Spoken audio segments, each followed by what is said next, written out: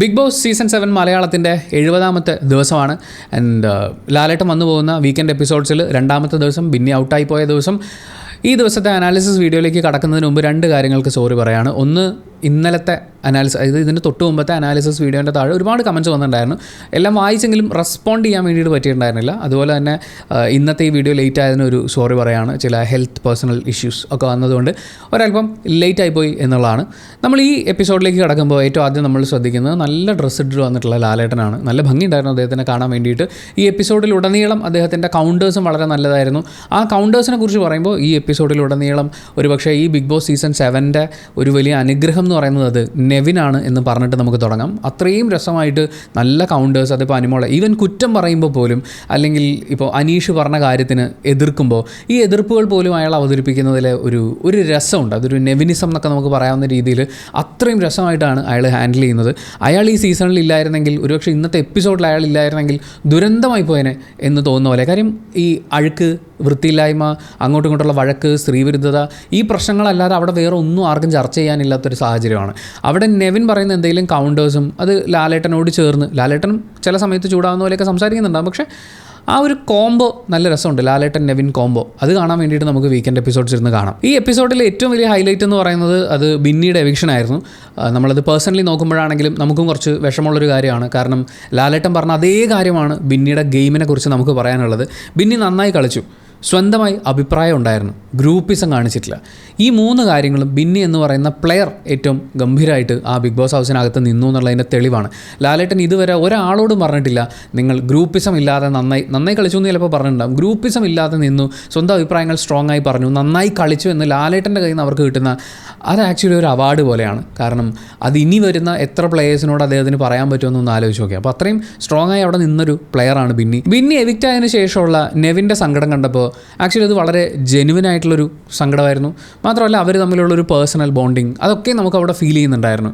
പക്ഷേ അവർ പുറത്തിറങ്ങിയതിന് ശേഷം നമ്മളിപ്പോൾ സോഷ്യൽ മീഡിയയിൽ നോക്കുകയാണെന്നുണ്ടെങ്കിൽ അവരെ ആക്രമിച്ച് ആഘോഷം സംഘടിപ്പിക്കുന്ന കുറേ ആഹ്ലാദ കമ്മിറ്റിക്കാരെ നമുക്ക് കാണാൻ വേണ്ടിയിട്ട് പറ്റും. ഇപ്പോൾ കഴിഞ്ഞ ആഴ്ചയാണെങ്കിൽ ബിന്നിയെ പുറത്താക്കണം എന്ന് പറഞ്ഞുകൊണ്ട് നമ്മുടെ ഷാനിക്ക ഫാൻസിൻ്റെ ഒരു ആഘോഷം നമ്മൾ കാണുന്നുണ്ട്. അനിമോൾ ഫാൻസിൻ്റെ കാര്യം പിന്നെ പറയണ്ട. അങ്ങനെ അങ്ങോട്ടും ഇങ്ങോട്ടുള്ള ഈ ആഘോഷ പരിപാടികളിൽ ഏറ്റവും മോശം വാക്കുകൾ ഉപയോഗിച്ചുകൊണ്ട്, ഏറ്റവും മോശമായി അവരുടെ ക്യാരക്ടറിനെ തന്നെ ചിത്രീകരിച്ചുകൊണ്ടുള്ള ഒരുപാട് അധിക്ഷേപ ആഘോഷ പരിപാടികൾ നടക്കുന്നുണ്ട്.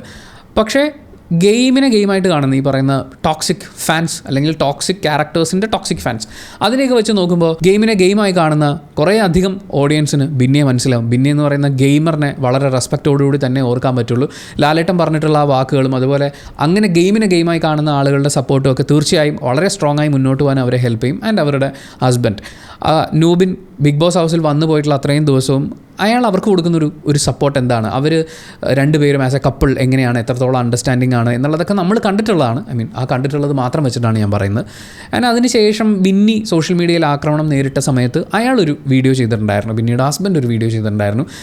അതിലൊക്കെ നമുക്ക് കാണാൻ പറ്റുന്ന ഒരു സപ്പോർട്ടുണ്ട്. ഒരു ഏതറ്റം വരെയും തൻ്റെ പാർട്ട്ണറിന് വേണ്ടി പോകാൻ തയ്യാറാവുന്ന സ്നേഹമുള്ള ഒരു പാർട്ട്ണറുടെ സപ്പോർട്ട് അവിടെ കാണാൻ പറ്റും. ആൻഡ് ഗെയിമായി കാണുന്ന ആളുകളും ലാലേട്ടനും ബിഗ് ബോസിനെ ആസ് എ ഗെയിം ഇഷ്ടപ്പെടുന്ന ആളുകളുമൊക്കെയും ബിന്നിക്കൊപ്പം ഉണ്ടാവും. ആ ഒരു സപ്പോർട്ട് തീർച്ചയായും ഈ പറയുന്ന സൈബർ ബുള്ളിങ്ങിൽ നിന്ന് രക്ഷപ്പെടാൻ, അല്ലെങ്കിൽ അതൊന്നൊരു വിഷയമല്ല എന്ന് മനസ്സിലാക്കാൻ ബിന്നിയെ ഹെൽപ്പ് ചെയ്യും എന്ന് നമുക്ക് വിശ്വസിക്കാം. ആൻഡ് ഇനിയുള്ള ബിന്നിയുടെ യാത്രയ്ക്കെല്ലാം, ബിഗ് ബോസ് ഹൗസിന് പുറത്തേക്ക് ബിന്നിയുടെ ഇനി കരിയറിലാണെങ്കിലും അവരുടെ പേഴ്സണൽ ലൈഫിലാണെങ്കിലും ഇനി സംഭവിക്കാൻ സാധ്യതയുള്ള എല്ലാ കാര്യങ്ങളും വളരെ ഗംഭീരമായിരിക്കട്ടെ എന്നുള്ള എല്ലാവിധ ആശംസകളും നേർന്നുകൊണ്ടാണ് നമുക്ക് ബിന്നിക്കൊരു ഓൾ ദ ബെസ്റ്റ് പറയാനുള്ളത്. എല്ലാം നന്നായി വരട്ടെ. ഇനി ഈ എപ്പിസോഡിൽ ആദ്യം മുതലേ സംഭവിച്ച കാര്യങ്ങൾ എണ്ണിപ്പെറുക്കി പറയാനാണെങ്കിൽ ക്യാപ്റ്റൻസിയെക്കുറിച്ചുള്ള സംസാരം, ആദിലയുടെ ക്യാപ്റ്റൻസിയാണ്. അതിനെക്കുറിച്ച് ചോദിക്കുമ്പോൾ നൂറ എണീറ്റ് എന്ന് പറയുന്ന കാര്യങ്ങളുണ്ട്. നൂറയോട് ചോദിക്കുമ്പോൾ അവർ പറയുന്നത് ഞാൻ അങ്ങനെ പറഞ്ഞിരുന്നു ലാലേട്ട, ഇങ്ങനെ പറഞ്ഞിരുന്നു ലാലേട്ട എന്നൊക്കെ അവർ കൊടുത്ത സജഷൻസിനെ കുറിച്ചാണ് സംസാരിക്കുന്നത്.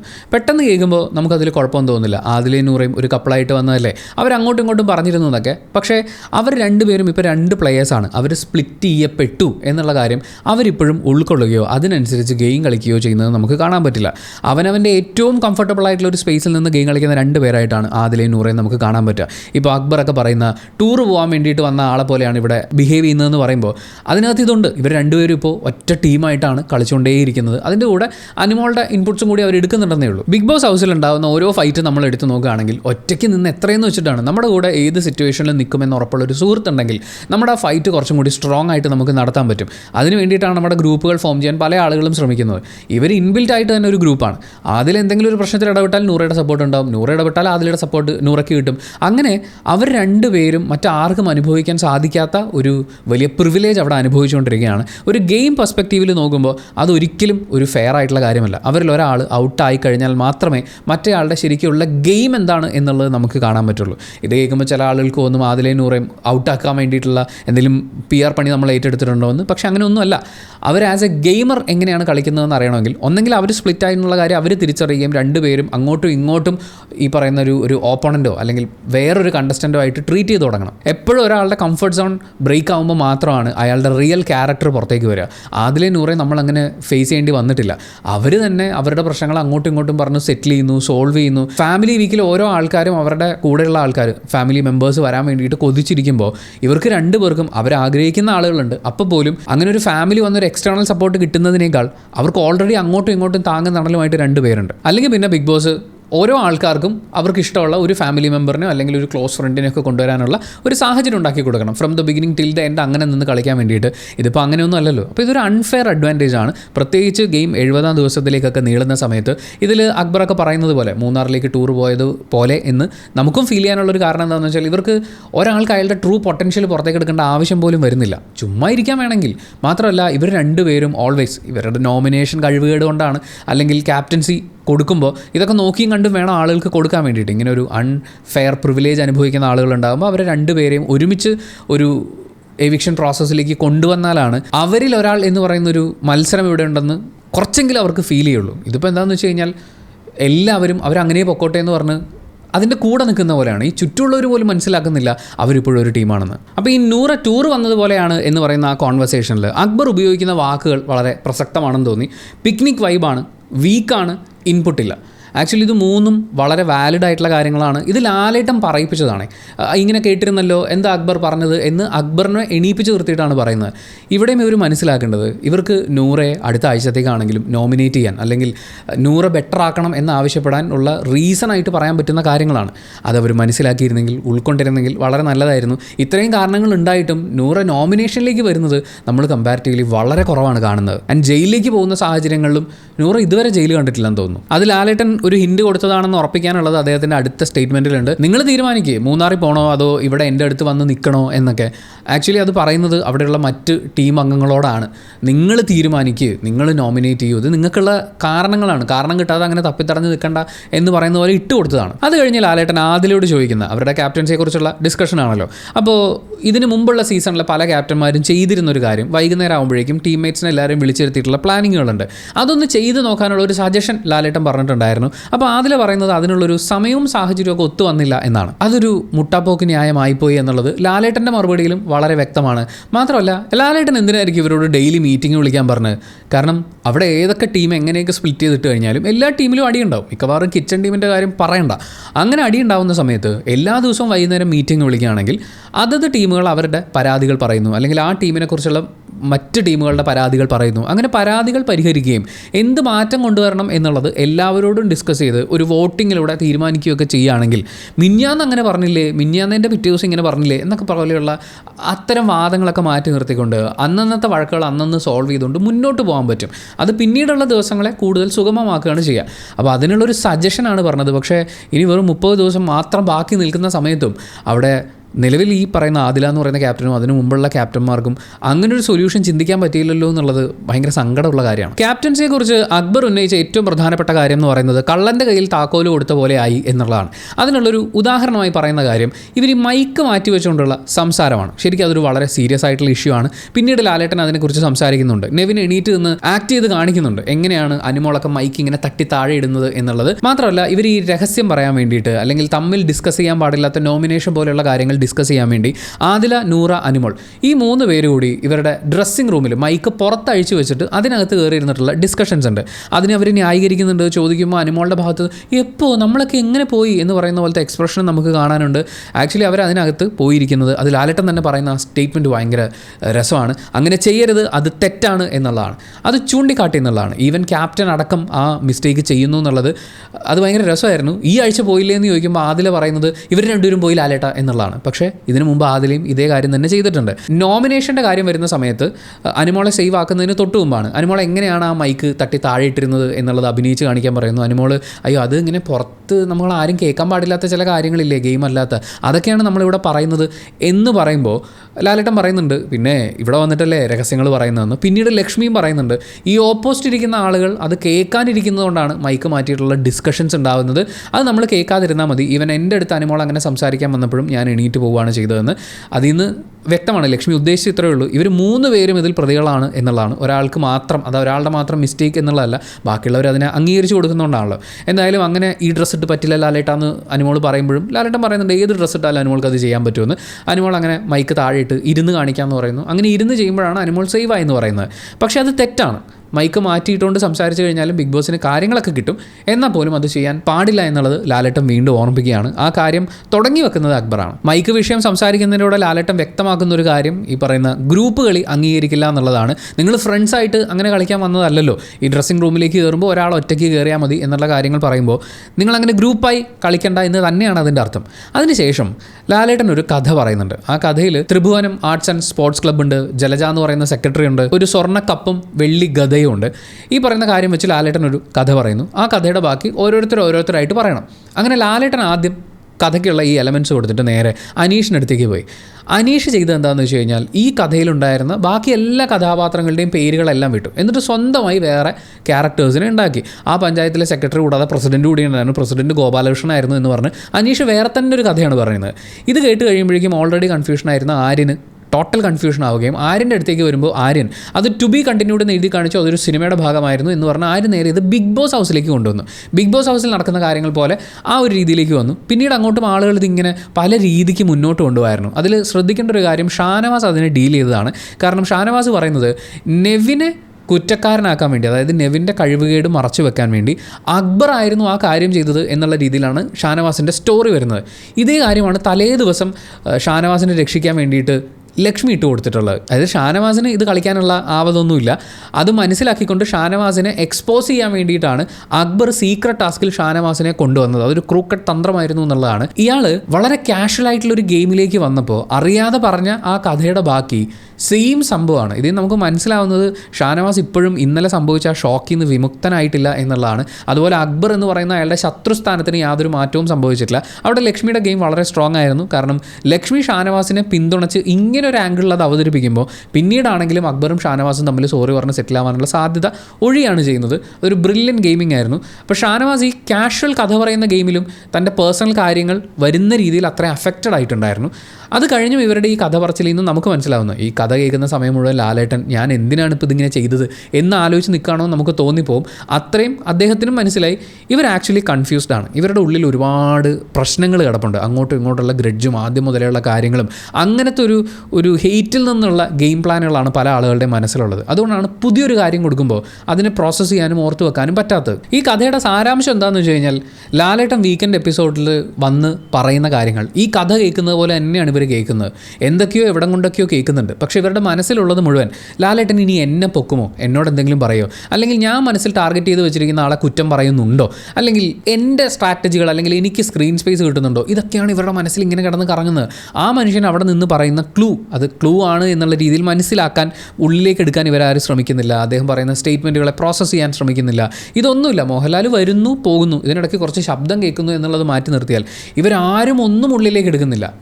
അദ്ദേഹം ശ്രദ്ധിക്കണം എന്ന് പറഞ്ഞ ഈ കഥയിലെ 4 പേരും ഒരു സ്ഥലപ്പേരും ഓർത്തിരിക്കാൻ പറ്റാത്ത ആളുകൾക്ക് എങ്ങനെയാണ് അദ്ദേഹം ഒരു വീക്കെൻഡ് എപ്പിസോഡിൽ 2 വീക്കെൻഡ് എപ്പിസോഡ്സിൽ വന്ന് പറഞ്ഞിട്ട് പോകുന്ന കാര്യങ്ങൾ ഉള്ളിൽ വെക്കാൻ പറ്റുക, അതിനനുസരിച്ച് സ്വന്തം ഗെയിം ചേഞ്ച് ചെയ്യാൻ പറ്റുക?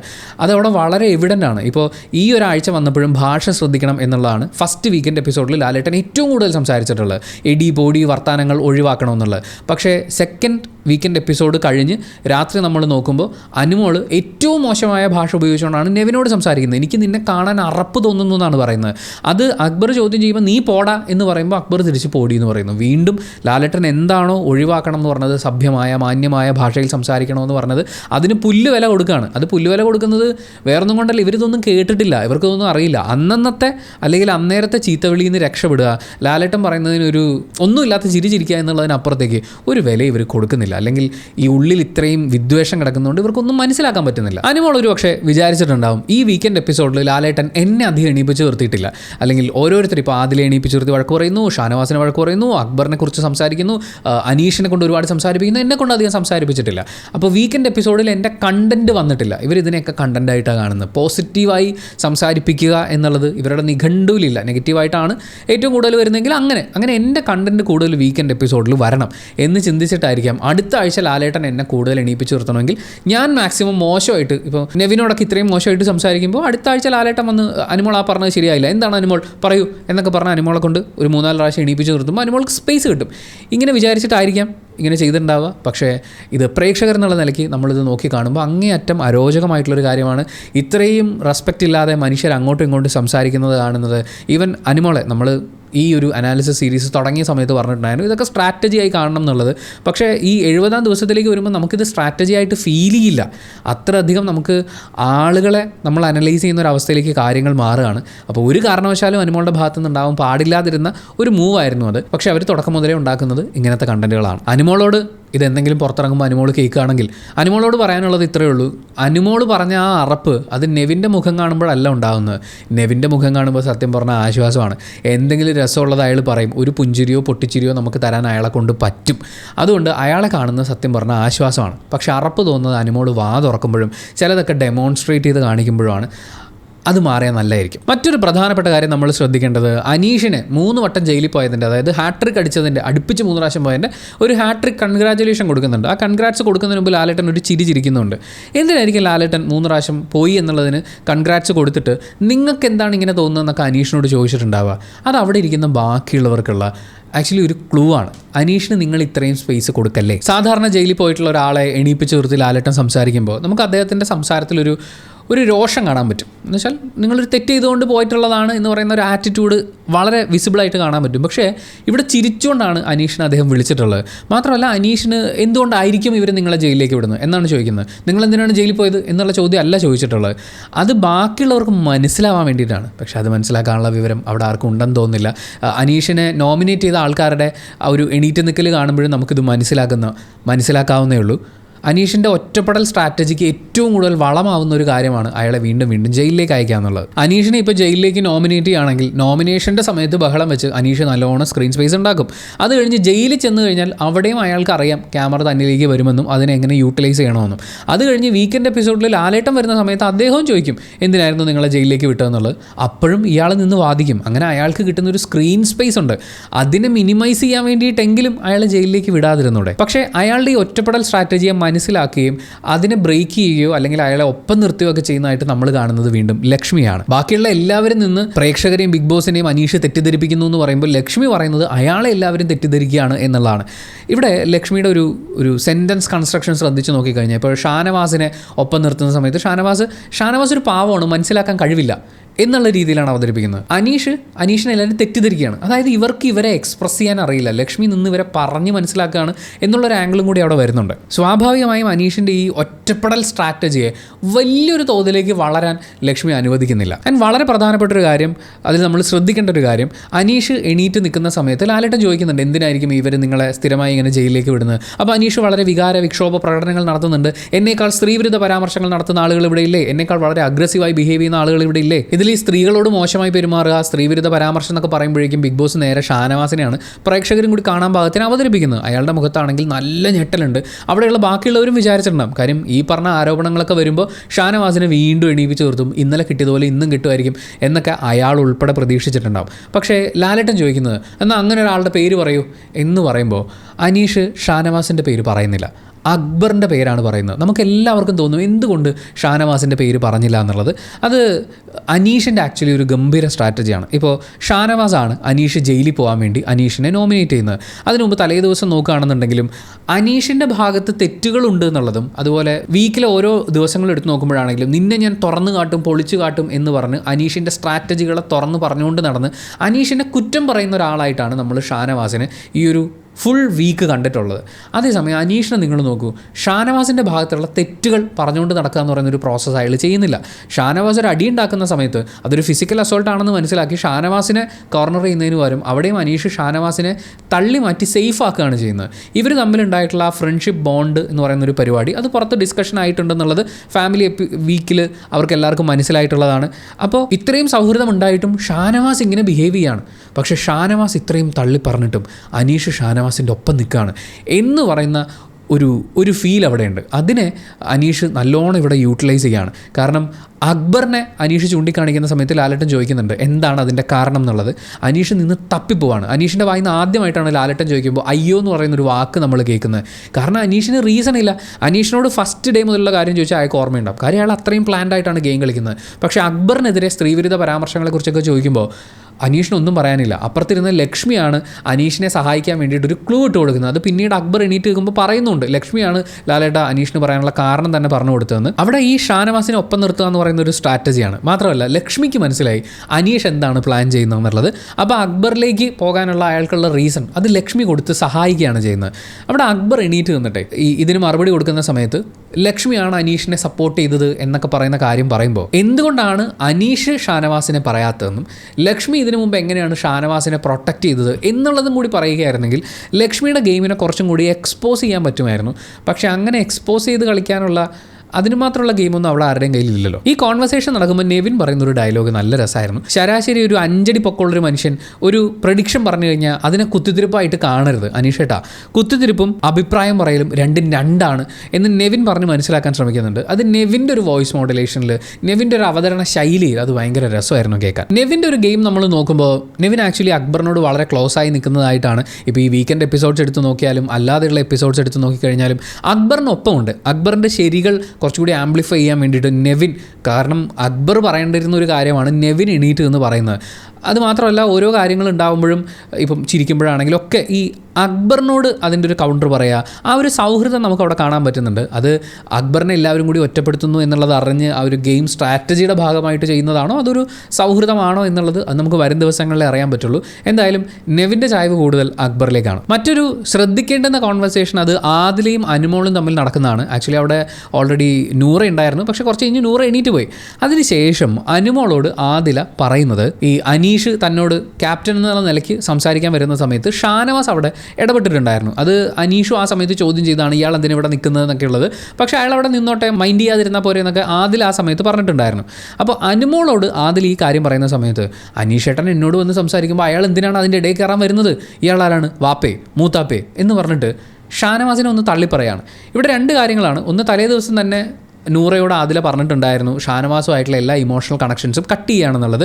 ഈ വീക്കെൻഡ് എപ്പിസോഡിൽ ലാലേട്ടൻ സംസാരിക്കുന്ന സമയത്തും ഷാനവാസിനെതിരെ സംസാരിക്കുന്ന ആദിലെ നമുക്ക് കാണാൻ പറ്റും. ആൻഡ് അനുമോളോടും ആദില ഇത് തന്നെ സംസാരിക്കുകയാണ്. അപ്പോൾ വരുന്ന ആഴ്ചയിൽ ആദില ഈ ഗെയിം മാറ്റാനുള്ള സാധ്യതയെ നമുക്ക് കാണാം. അപ്പോൾ പോലും ഷാനവാസ് ഒന്ന് സെൻറ്റി അടിച്ചു കഴിഞ്ഞാൽ വീഴുമോ എന്ന് നമുക്കൊരു സംശയം തോന്നും. വീക്കെൻഡ് എപ്പിസോഡ് അവസാനിക്കുന്ന സമയത്ത് ആദിലയും നൂറയും അക്ബറിനോട് വളരെ ക്ലോസ് ആയി അവിടെ ഇരുന്ന് സംസാരിക്കുന്നത്. സാധാരണ ഷാനവാസ് സിക്കിയുമായി മാറിയിരുന്ന് സംസാരിക്കുന്നതാണ് നമ്മൾ കാണുക. പക്ഷേ അക്ബറിനോട് ഒരുപാട് സമയം അവർ സ്പെൻഡ് ചെയ്യുന്നത് നമുക്ക് കാണാൻ വേണ്ടിയിട്ട് പറ്റും. ആൻഡ് ആദിൽ അവിടെ അതിനൊരു മിസ്റ്റേക്ക് എന്ന് പറയാമോ എന്നറിയില്ല. അപ്പോൾ പോലും ആദില തൻ്റെ അടുത്ത ഗെയിം പ്ലാൻ എന്താണ് എന്നുള്ളത് അനുമോൾക്ക് പറഞ്ഞു കൊടുക്കുകയാണ്. ഈ ഗെയിം എന്ന് പറയുന്നത് അങ്ങോട്ടും ഇങ്ങോട്ടും പറഞ്ഞു കൊടുക്കാതെ തൻ്റെ ഗെയിം പ്ലാൻ എക്സിക്യൂട്ട് ചെയ്യുന്നതിലാണ് അതിൻ്റെ ഒരു ബ്യൂട്ടി ഇരിക്കുന്നത്. ആ അൺപ്രഡിക്റ്റബിൾ ഫാക്ടർ അത് സ്പോയിലായി പോകും. രണ്ടാമത്തെ കാര്യം, ആദിൽ ഇത് അവതരിപ്പിക്കുമ്പോൾ ഷാനവാസിൻ്റെ മാത്രം കുറ്റമായിട്ടാണ് അവതരിപ്പിക്കുന്നത്. അങ്ങനെയല്ല, ആദിൽ അത് അനുവദിച്ചു കൊടുത്തതുകൊണ്ടാണ്. ഷാനവാസ് അവരെ മാനിപ്പുലേറ്റ് ചെയ്തിട്ടുണ്ടായിരുന്നു. ആസ് എ ക്യാപ്റ്റൻ മുന്നോട്ട് വരുമ്പോൾ അവർക്ക് കുറച്ചുകൂടി സ്ട്രോങ് ആയി കാര്യങ്ങൾ ചെയ്യാൻ പറ്റണമായിരുന്നു. പക്ഷേ ആദില അനുവദിച്ചു കൊടുത്തത് കൊണ്ട് മാത്രമാണ് ഷാനവാസ് അങ്ങനെ ഇടപെട്ടിട്ടുള്ളത്. അപ്പോൾ എൻ്റെ ഭാഗത്തും മിസ്റ്റേക്ക് ഉണ്ട് എന്നുള്ളത് സമ്മതിക്കണമല്ലോ. അത് സമ്മതിക്കാതെ ഇയാളാര് വാപ്പേ മൂത്താപ്പേ എന്ന് പറഞ്ഞിട്ട് അയാളെ കുറ്റക്കാരനായി ചിത്രീകരിക്കുകയാണ് ആദിൽ അവിടെ ചെയ്യുന്നത്. എന്തായാലും ലാലേട്ടൻ യാത്ര പറഞ്ഞു പോകുമ്പോൾ അവരോട് പറയുന്നത് 4 ആഴ്ചയും കൂടിയേ ഉള്ളൂ ഇനി, നിങ്ങളൊക്കെ ഇത്രയും നാൾ ഇവിടെ നിന്നില്ലേ എന്നാണ്. ശരിക്കും അതൊക്കെ അത്ഭുതമാണെന്നേ. നല്ല ഗെയിമേഴ്സ് ഉള്ള ഒരു സീസണിലാണെങ്കിൽ ഇവരൊക്കെ ഇത്രയും നാൾ നിൽക്കുക എന്ന് പറയുന്നത് ഒരു വലിയ അത്ഭുതം തന്നെയല്ലേ ബിഗ് ബോസ് മലയാളത്തിനെ സംബന്ധിച്ച്. വരുന്ന ആഴ്ച ഇനി സംഭവിക്കാൻ സാധ്യതയുള്ള ശ്രദ്ധേയമായ മാറ്റങ്ങൾ എന്തൊക്കെയായിരിക്കും, ആളുകൾ എന്തൊക്കെയായിരിക്കും അവരുടെ ഗെയിം പ്ലാനിൽ വരുത്താനുള്ള മാറ്റങ്ങൾ എന്ന് നോക്കുമ്പോൾ നമുക്ക് ഷാനവാസിയും തുടങ്ങാം. ഷാനവാസ് ഇതുവരെ കളിച്ചിട്ടുള്ളത് ആദിലയും നൂറയൊക്കെ പിന്നിൽ നിർത്തി ഇക്കാക്കയായിട്ട് നെഞ്ചും വിരിച്ച് നിൽക്കുക, ആളുകളുടെ മെക്കിട്ട് കയറുക. അതാണ് പുള്ളിയുടെ ആകെ ഉണ്ടായിരുന്ന ഒരു സ്ട്രാറ്റജി എന്ന് പറയുന്നത്. ഗെയിമും ടാസ്കും ഒക്കെ കൊടുത്താൽ അത് കുളമാക്കുക, ആളുകളെ അധിക്ഷേപിച്ച് സംസാരിക്കുക, അക്ബറിനെ മുഖ്യ ശത്രുവായിട്ട് കാണുക, സ്ത്രീകളോട് അയാൾ ഉപയോഗിക്കുന്ന ഭാഷ, ഇങ്ങനെയൊക്കെയുള്ള കുറേ കാര്യങ്ങളുണ്ടായിരുന്നു. പക്ഷേ ഈ 2 ദിവസം അയാൾ ലാലേട്ടൻ്റെ കയ്യിൽ നിന്ന് വാങ്ങിച്ചു കൂട്ടിയ പ്രഹരം എന്ന് പറയുന്നത് അയാൾ ശരിക്കും വീക്കായിട്ടുണ്ടെന്നുള്ളത് അദ്ദേഹത്തിൻ്റെ ബോഡി ലാംഗ്വേജിൽ നമുക്ക് മനസ്സിലാക്കാവുന്നതേ ഉള്ളൂ. അത് മുന്നിൽ നിർത്തി നോക്കുമ്പോൾ, പ്രത്യേകിച്ച് ആദിലയും നൂറയും പരസ്യമായി തന്നെ പ്രഖ്യാപിച്ചു കഴിഞ്ഞു അവർ ഷാനവാസിൻ്റെ ആ ഒരു ഇമോഷണൽ കണക്ഷനിൽ വീക്കാവാൻ ഉദ്ദേശിക്കുന്നില്ല എന്ന്, അതിൽ നിന്ന് മാറിക്കളിക്കുകയാണെന്നുള്ളത് ആദിൽ പ്രകടിപ്പിക്കുകയും ചെയ്തു. അങ്ങനെ വരുമ്പോൾ ഷാനവാസിൻ്റെ ഗെയിം മിക്കവാറും ഒന്ന് വീക്കാവാനാണ് സാധ്യത. കാരണം ഇത്രയും ക്ലൂ ലാലേട്ടൻ കൊടുത്തു. ഷാനവാസിൻ്റെ ഭാഗത്തു നിന്ന് വന്നിട്ടുള്ള വീഴ്ചകൾ എണ്ണി പറഞ്ഞിട്ടുണ്ട്. അപ്പോൾ ഷാനവാസ് ഇനി ആരുടെയെങ്കിലും മെക്കിട്ട് കയറാൻ പോകുന്ന സമയത്ത് അവർക്ക് ഷാനവാസിനോട് തിരിച്ചടിക്കാനുള്ള കാരണങ്ങളൊക്കെ ഓൾറെഡി കിട്ടിയിട്ടുണ്ട്. മാത്രമല്ല, ഇനി ആരുടെയെങ്കിലും നേർക്ക് അയാൾ കൈ ഉയർത്തിയാണെന്നുണ്ടെങ്കിൽ അതൊരു ഫിസിക്കൽ അസോൾട്ടാണ് എന്ന് പറഞ്ഞാൽ അയാളെ പുറത്താക്കാനും വളരെ എളുപ്പമാണ്. സോ ഓൾറെഡി കൺഫ്യൂസ്ഡ് ആയിട്ടിരിക്കുന്ന, പുതിയ ഗെയിം പ്ലാനുകളൊന്നും കയ്യിൽ ഇല്ലാതിരിക്കുന്ന, തൻ്റെ ഒപ്പം എപ്പോഴും ഉണ്ടാവും എന്ന് കരുതി മാനിപ്പുലേറ്റ് ചെയ്ത് കൂടെ നടത്തിയിരുന്ന ആളുകൾ ഒഴിവാകുന്നൊരു സാഹചര്യത്തിലേക്ക് എത്തുന്ന ഷാനവാസ് പക്ഷേ ഈ വരുന്ന ആഴ്ച വളരെ വീക്കാവാനാണ് സാധ്യതയുള്ളത്. പിന്നെ അയാളുടെ മുന്നിലുള്ളൊരു ഓപ്ഷൻ അയാൾ പറയുന്നതിനോട് പാർഷ്യലി ആണെങ്കിലും, അതായത് ഇയാൾക്ക് ബുദ്ധിയില്ലാത്തതുകൊണ്ടാണ് ഇങ്ങനെ സംഭവിക്കുന്നത് എന്നുള്ള രീതിയിലാണെങ്കിലും അയാളെ സപ്പോർട്ട് ചെയ്യുന്ന ലക്ഷ്മിയാണ്. അതുപോലെ തന്നെ അനീഷ് ഈ വീക്കെൻഡ് എപ്പിസോഡിൽ അയാളെ ഒറ്റ കൊടുത്തിട്ടില്ല. ഈ 2 കാര്യങ്ങൾ മാത്രമാണ് അയാളുടെ മുന്നിലുള്ള പോസിറ്റീവ് ഘടകങ്ങൾ. അനീഷിനെ സംബന്ധിച്ച് നമ്മൾ കാര്യമായിട്ടുള്ള മാറ്റങ്ങളൊന്നും പ്രതീക്ഷിക്കേണ്ടതില്ല. കാരണം ഇപ്പോൾ സാബുമാനല്ല, ലാലേട്ടനല്ല, ബിഗ് ബോസ് നേരിട്ട് പ്രത്യക്ഷപ്പെട്ടിട്ട് അനീഷ് നീ ഇങ്ങനെ കളിച്ചാൽ മതി എന്ന് പറഞ്ഞാൽ പോലും അയാളുടെ ഓപ്പോസിറ്റ് നിൽക്കുന്ന ആ 9 പ്ലെയേഴ്സും അയാളുടെ ഈ ഒറ്റപ്പെടൽ സ്ട്രാറ്റജിക്ക് മരുന്നാണ് എന്നുള്ള തിരിച്ചറിവ് അയാൾക്കുള്ളതുകൊണ്ട് അയാളുടെ ഗെയിം സ്ട്രാറ്റജിയിൽ ഒരു മാറ്റം ഉണ്ടാകാൻ പോകുന്നില്ല. അയാൾ വീണ്ടും ഒറ്റപ്പെട്ട ആ സ്ട്രാറ്റജി തന്നെ എടുക്കും. ബാക്കിയുള്ളവർക്ക് ഇത് മനസ്സിലാക്കാനോ അതിനനുസരിച്ച് അയാളെ ഡീൽ ചെയ്യാനോ അറിയില്ല എന്ന് പറയുന്ന ഫാക്റ്റ് അയാൾക്ക് വളരെ ഹെൽപ്ഫുള്ളാണ്. അക്ബറിൻ്റെ ഗെയിമിലേക്ക് വരുമ്പോൾ അവിടെ ആക്ച്വലി അനീഷിൻ്റെ കാര്യം പറഞ്ഞ പോലെ ഈ ചുറ്റും ഉള്ള ആൾക്കാർ അയാളെ ടാർഗറ്റ് ചെയ്യുന്നു എന്നുള്ളത് കൊണ്ടാണ് ആക്ച്വലി അക്ബർ ഇപ്പോഴും ഒരു ലൈം ലൈറ്റിലേക്ക് വരുന്നത്. കാരണം അക്ബറിൻ്റെ കയ്യിൽ സ്വന്തമായിട്ടൊരു ഗെയിം പ്ലാനോ അതിങ്ങനെ എക്സിക്യൂട്ട് ചെയ്യാം എന്ന് പറയുന്ന ചിന്തകളോ ഒന്നും തന്നെ നമ്മൾ പ്രത്യക്ഷത്തിൽ കാണുന്നില്ല. എന്നാൽ അതേസമയം ഷാനവാസ് അടക്കമുള്ള ആളുകൾ അയാളെ ടാർഗറ്റ് ചെയ്യുന്നു എന്നുള്ളതാണ്. അങ്ങനെ ഉണ്ടാകുന്ന വിഷയങ്ങളിലാണ് അക്ബറിൻ്റെ പേര് ഏറ്റവും ടോപ്പ് ലെയറിലേക്ക് വരുന്നത്. ഈ വരുന്ന ആഴ്ച നമ്മളിനി നോക്കുകയാണെങ്കിൽ ലക്ഷ്മി എന്തായാലും അക്ബറിനെ ടാർഗറ്റ് ചെയ്യുന്നുണ്ട് എന്നുള്ള കാര്യം വളരെ വ്യക്തമായി നമുക്ക് മനസ്സിലാക്കാൻ പറ്റും. ലക്ഷ്മി ഷാനവാസ് കോംബോയിൽ അയാൾക്ക് നേരെ വരാൻ സാധ്യതയുള്ളൊരു അറ്റാക്ക്. അതുപോലെ തന്നെ അനുമോൾ ആദിലോട് സംസാരിക്കുമ്പോൾ പറയുന്നുണ്ട് അക്ബറിനെതിരെയുള്ള വർത്തമാനങ്ങൾ. ആൻഡ് നെവിൻ്റെ വിഷയത്തിൽ അക്ബർ ഇടപെടുമ്പോൾ അക്ബറിനോടുള്ള അനുമോളുടെ ആറ്റിറ്റ്യൂഡിൽ നമുക്കത് കാണാൻ പറ്റുന്നുണ്ട്. അങ്ങനെ ഈ പറയുന്ന കുറച്ച് ഗെയിമേഴ്സ് അയാൾക്കെതിരെ നിൽക്കുന്നു എന്നുള്ളതുകൊണ്ട് അയാൾ വീണ്ടും ലൈം ലൈറ്റിൽ നിന്നേക്കാം. മാത്രമല്ല ഈ ഗെയിമിലെ 2 വളരെ സ്ട്രോങ് ആയിട്ടുള്ള പ്ലേയേഴ്സ്, ഒന്ന് ആര്യൻ ഒന്ന് നെവിൻ, ഈ 2 പേരുടെയും ഒരു സപ്പോർട്ട് അക്ബറിനുണ്ട്. ആര്യൻ സീക്രട്ട് ടാസ്ക് വന്ന സമയത്ത് എനിക്ക് നിന്നെ വേണം എന്നാണ് അക്ബറിനോട് പറഞ്ഞത്. സോ അയാൾക്ക് ഫേവറബിൾ ആയിട്ടുള്ള കുറച്ച് കണ്ടീഷൻസ് അവിടെയുണ്ട്. ആ കണ്ടീഷൻസും അയാളെ എതിർക്കുന്നു എന്ന് പറഞ്ഞ് നിൽക്കുന്ന ആളുകളും അയാൾക്ക് ഫേവറബിൾ ആയിട്ടുള്ള ഒരു സംഭവം തന്നെയാണ്, സ്ക്രീൻ സ്പേസ് കിട്ടാൻ വേണ്ടി. പിന്നെ നൂറയും ആദിലയും എങ്ങനെയാണ് അക്ബറിനെ ട്രീറ്റ് ചെയ്യാൻ പോകുന്നത് എന്നുള്ളതും നമുക്കിനി വരും ദിവസങ്ങളിൽ കാണേണ്ടതാണ്. അതൊക്കെ വെച്ചുകൊണ്ടായിരിക്കും അക്ബറിൻ്റെ ഗെയിം ഉണ്ടാവുക. അക്ബറായിട്ടൊരു ഗെയിം കളിക്കും എന്ന് തോന്നുന്നില്ല. ആര്യനും നെവിനും 2 പേരും വളരെ സ്ട്രോങ് ആയിട്ട് ഒറ്റയ്ക്ക് നിന്ന് കളിക്കുന്ന ആളുകളാണ്. അവരങ്ങനെ വേറെ ആരുടെയെങ്കിലും ഗെയിം മാറുമ്പോൾ അതിനനുസരിച്ച് മാറും എന്ന് പറയുന്നൊരു അങ്ങനത്തെ ഒരു പാറ്റേൺ ഇല്ല. അതെങ്ങനെയാവും എന്നുള്ളത് നമുക്ക് വരും ദിവസങ്ങളിൽ അവരെ ആരൊക്കെ ടാർഗറ്റ് ചെയ്യുന്നു എന്നുള്ളതനുസരിച്ച് കൂടിയായിരിക്കും കൃത്യമായിട്ട് മനസ്സിലാവുക. മറ്റൊരാൾ സാബുമാനാണ്. സാബുമാൻ ഒരു പക്ഷേ ഈ സീസണിൽ ഫിനാൻഷ്യലി ഏറ്റവും കൂടുതൽ ബെനിഫിറ്റ് ഉണ്ടാവാൻ പോകുന്ന ഒരു പ്ലെയർ തന്നെയായിരിക്കും. വേറെ ഒന്നും കൊണ്ടല്ല, അയാൾ PR ഒന്നും കൊടുത്തിട്ടല്ല അകത്തേക്ക് വന്നതെന്നുള്ളത് PR കുറിച്ചുള്ള അയാളുടെ സംസാരമൊക്കെ കേൾക്കുമ്പോൾ നമുക്ക് ഊഹിച്ചെടുക്കാവുന്നതാണ്. പക്ഷേ അയാളുടെ ഒപ്പമുള്ള ബാക്കി എല്ലാവരും PR കൊടുത്ത് വന്നിട്ടുള്ളത് കൊണ്ട് അവരിങ്ങനെ അങ്ങോട്ടും ഇങ്ങോട്ടും കുറ്റപ്പെടുത്താനും വോട്ടുകൾ മറിക്കാൻ വേണ്ടിയിട്ടുള്ള ശ്രമങ്ങൾ നടത്തുന്നതിൻ്റെ ഭാഗമായിട്ട് സാബുമാൻ എന്തായാലും പിടിച്ചു നിൽക്കാനുള്ള, പ്രത്യേകിച്ച് ഗെയിമൊന്നും കളിച്ചില്ലെങ്കിലും പിടിച്ചു നിൽക്കാനുള്ള ഒരു സാധ്യതയുണ്ട്. ബിന്നി ഔട്ടായി പോയ സാഹചര്യത്തിന് നമ്മൾ നോക്കുമ്പോഴും ബിന്നിയെ തോൽപ്പിക്കാൻ വേണ്ടി സാബുമാൻ പലരും വോട്ട് മറിച്ച് കൊടുത്തിട്ടുണ്ടാവാനുള്ള സാധ്യതകളുണ്ട്. അല്ലാതെ സാബുമാൻ ഒരു ഗെയിം കളിച്ചതിൻ്റെ പേരിൽ അവിടെ സ്ട്രോങ് ആയി നിൽക്കേണ്ട ഒരാളാണെന്ന് നമ്മൾ വിശ്വസിക്കുന്നില്ല. അപ്പോൾ സ്വാഭാവികമായും ബാക്കിയുള്ളവരൊക്കെ അങ്ങോട്ടും ഇങ്ങോട്ടും PR കൊടുത്ത് ഈ വോട്ടുകളൊക്കെ സ്വാധീനിക്കാൻ വേണ്ടിയുള്ള ശ്രമങ്ങൾ നടത്തുന്നതുകൊണ്ട് സാബുമാൻ മിക്കവാറും വേറെ ഗെയിമൊന്നും കളിച്ചില്ലെങ്കിൽ അവിടെ നിന്ന് പോകും. അനുമോളുടെ ഭാഗത്തുനിന്ന് ഇനി കുറച്ച് വൃത്തികേടുകളൊക്കെ വരാനുള്ള സാധ്യതയുണ്ടെന്ന് തോന്നുന്നു. അത് വേറൊന്നും കൊണ്ടല്ലേ, അനുമോൾക്ക് ഒരു സ്ക്രീൻ സ്പേസ് കിട്ടുന്നൊരു അങ്ങനത്തെ ഒരു ലെവലിലേക്ക് മാറേണ്ട ഒരു സാഹചര്യമായിട്ടുണ്ട്. കാരണം ഇനി വളരെ കുറച്ച് ആഴ്ചകൾ മാത്രമേ അവരുടെ മുന്നിലുള്ളൂ. മാത്രമല്ല അവർക്ക് ലാലേട്ടൻ വരുന്ന വീക്കെൻഡ് എപ്പിസോഡ്സിലും കാര്യമായിട്ടുള്ള ഒരു സ്ക്രീൻ സ്പേസ് കിട്ടിയിട്ടില്ല. സ്ക്രീൻ സ്പേസ് ഉണ്ടാക്കുക എന്ന് പറയുമ്പോൾ അനുമോൾ ഇതുവരെ കാണിച്ചു കൂട്ടിയിട്ടുള്ള കാര്യങ്ങൾ വെച്ചുകൊണ്ട് വൃത്തികേടുകൾ കാണിക്കുക എന്നുള്ളതാണല്ലോ അവരുടെ ഒരു സ്ട്രാറ്റജി എന്ന് പറയുന്നത്. അല്ലാതെ ഒരു ഗെയിം എടുത്ത് മുന്നോട്ട് വെച്ച് ആളുകളെ കൃത്യമായി ടാർഗറ്റ് ചെയ്ത് അങ്ങനെ ചെയ്ത് ഇങ്ങനെ ചെയ്ത് മാനിപ്പുലേറ്റ് ചെയ്ത് അങ്ങനത്തെ സംഭവങ്ങളൊന്നും കാര്യമായിട്ട് പ്രതീക്ഷിക്കുന്നില്ല. എന്തായാലും അനുമോൾ കടുത്ത ശ്രമങ്ങൾ നടത്തും എന്നാണ് ഈ വീക്കെൻഡ് എപ്പിസോഡ് കഴിയുമ്പോൾ അവരുടെ ആ ഒരു നെവിനോടുള്ള സംസാരത്തിൻ്റെ തുടക്കമൊക്കെ കാണുമ്പോൾ നമുക്ക് മനസ്സിലാവുന്നത്. ആദില നൂറയുടെ കാര്യം നമ്മൾ നോക്കുമ്പോൾ അവർ 2 പേരും അവരങ്ങനെ വലിയ ഗെയിം പരിപാടികൾ ഇറക്കുമോ എന്നുള്ള കാര്യം അങ്ങനെയൊന്നും നമുക്ക് കാണാനുണ്ടാവില്ല. കാര്യം അവരിപ്പോഴും ഒരു ടീമായിട്ടാണ് അവിടെ നിന്ന് കളിക്കുന്നത്. ഒറ്റയ്ക്ക് കളിക്കാനുള്ള സാധ്യതകളില്ല. അങ്ങനെ വരുമ്പോഴാണ് നല്ലൊരു ഗെയിമും സ്ട്രാറ്റജിയും ഒക്കെ നമുക്ക് കാണാൻ പറ്റുക. മാത്രമല്ല അനിമോളോടുള്ള അവരുടെ സമീപനത്തിലും കാര്യമായ മാറ്റങ്ങളൊന്നും ഉണ്ടാവുമെന്ന് തോന്നുന്നില്ല. അനിമോൾ അതാണ് സത്യം എന്ന് പറഞ്ഞു കഴിഞ്ഞാൽ അതാണ് അവരുടെ സത്യം. പക്ഷേ ഷാനവാസിനോടും അക്ബറിനോടും ഷാനവാസുമായിട്ടുള്ള ഇമോഷണൽ കണക്ഷൻസ് ഒക്കെ വിച്ഛേദിക്കാൻ പോകുന്നു എന്ന് പറഞ്ഞതിന് ശേഷം ഷാനവാസിനെയും അക്ബറിനെയും അവരെങ്ങനെ ട്രീറ്റ് ചെയ്യുന്നു, അതുപോലെ തന്നെ അനീഷുമായിട്ടുള്ള അവരുടെ സൗഹൃദത്തിൽ എന്തൊക്കെ സംഭവങ്ങൾ വരാൻ പോകുന്നു, ഇങ്ങനെയൊക്കെയുള്ള കുറച്ച് കാര്യങ്ങൾ അവരെങ്ങനെ ബാക്കിയുള്ളവരെ ട്രീറ്റ് ചെയ്യുന്നു എന്നുള്ളതിലാണ് അവരുടെ ഗെയിം നമുക്കിനി വരുന്ന ആഴ്ചയിൽ കാണാനുള്ളത്. ലക്ഷ്മിയുടെ ഗെയിമിലേക്ക് നോക്കുമ്പോൾ ലക്ഷ്മി എന്തായാലും അനിമോളോ ആദിലയോ നൂറയോ ആ ഗേൾസ് ഗ്യാങ്ങിലേക്ക്, മിച്ചം നിൽക്കുന്ന ഗേൾസ് ഗ്യാങ്ങിലേക്ക് എടുക്കുകയോ അല്ലെങ്കിൽ ആ ടീമിൻ്റെ ഭാഗമാക്കുകയോ അങ്ങനെയൊന്നും ചെയ്യാനുള്ള യാതൊരു സാധ്യതകളും ഇല്ല. ലക്ഷ്മിക്ക് ആ ഗ്രൂപ്പിൽ ഒരു ഗ്രൂപ്പ് കളിക്കുള്ള ഒരു താല്പര്യവും ഉണ്ടെന്ന് തോന്നുന്നില്ല. പക്ഷേ ബോയ്സിൻ്റെ ഒരു ഗ്യാങ്ങിലേക്ക് നോക്കുമ്പോൾ അവിടെ ഷാനവാസ് ഓൾറെഡി വീക്കായിട്ട് നിൽക്കുകയാണ്. അക്ബറിനെതിരെ എന്തെങ്കിലും കളിക്കണമെന്നുള്ളതല്ലാതെ പുള്ളിക്ക് വേറെ ഒന്നും അറിയില്ല. കേരളത്തിലെ ഏറ്റവും വലിയ നദി ഏതാണെന്ന് ചോദിക്കുമ്പോൾ അക്ബർ എന്ന് പറയുന്ന ഒരു അവസ്ഥയിലേക്ക്, അങ്ങനെ ഒരു ട്രോള് കണ്ടിട്ടുണ്ടായിരുന്നു.